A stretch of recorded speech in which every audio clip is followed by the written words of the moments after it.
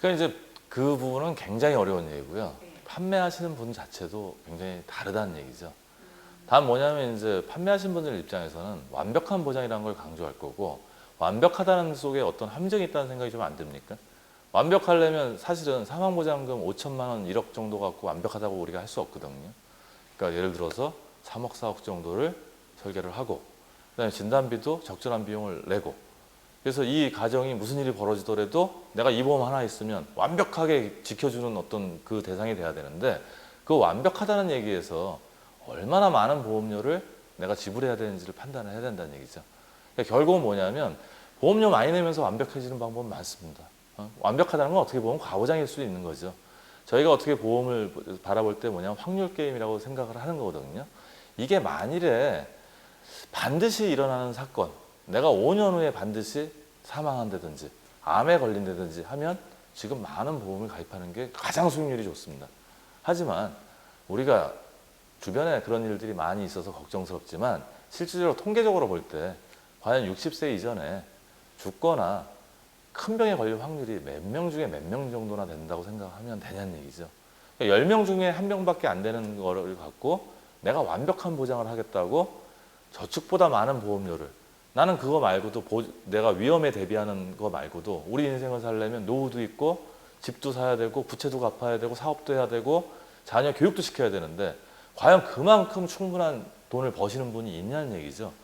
그러니까 결국 우리 수입이 한정적인데 모든 걸 다 꾸려 나가야 되는데 완벽한 보장만을 위해서 너무 많은 보험료를 내면 결국 우리는 다른 부분에서 뻥크가 나겠죠.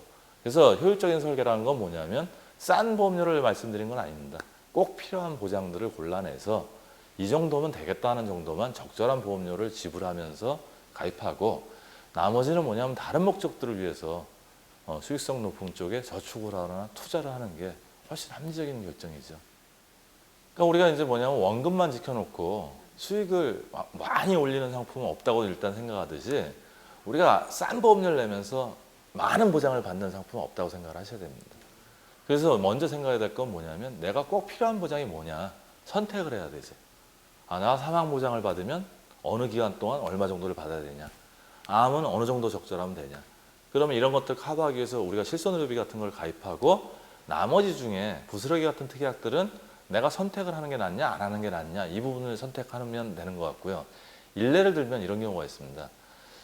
보통 상품 중에는 일당을 주는 상품들이 있거든요. 입원을 했을 때 뭐 아파서 입원하거나 아니면 다쳐서 입원하거나 하루에 뭐 일당으로 2만 원 정도 주면서 월 보험료로 한 10,000원 정도, 뭐 나이별로 다 틀립니다. 남성이나 여성에 따라. 예를 들면 한 1만 원 정도 내야 되는데 우리가 1만 원씩 낸다고 한 5년 동안 계산을 하면 60만 원이거든요. 그럼 2만 원 받는다고 가면하면 한 30일 정도를 입원해야 된다는 얘기죠. 과연 우리가 보통 평상시에 일반적인 사람들이 모두가 30일 정도를 병원에 입원하지는 않지 않습니까? 따라서 뭐냐면 그런 보험료는 차라리 내가 입원 일당을 받을 때 안 받고, 예를 들어서 그만큼을 안 받던지 아니면 치료비가 나오면 조금 더 내가 그 돈을 보태서 낸다고 하면 굉장히 쉽다는 얘기죠. 우리가 의료실비 특약에서 보면 일단 기본적으로 2천만 원 한도까지는 내가 자기부담금이 200만 원만 내면 1,800만 원까지 보장을 받을 수 있고요. 2천에서 5천만 원 구간까지는 100% 보장을 받기 때문에 저희가 입원을 하면 요새 나온 상품 같은 경우는 4,800만 원까지 일단 보장을 받는다는 얘기죠. 기본 보장이. 그럼 내가 겨우 10% 자기부담 내는 것까지 모든 보험료를 내면서까지 내가 이렇게 매달 내는 것보다는 그런 확률이 떨어지니까 차라리 그 특약은 보험료에서 줄여버리고 내가 막상 걸리면 덜 받거나 안 받으면 다른 안전장치가 안 돼 있는 게 아니기 때문에 그 안전장치가 돼 있기 때문에 그 정도만 받고 그 부분은 혜택을 포기하는 게 나을 것 같고요.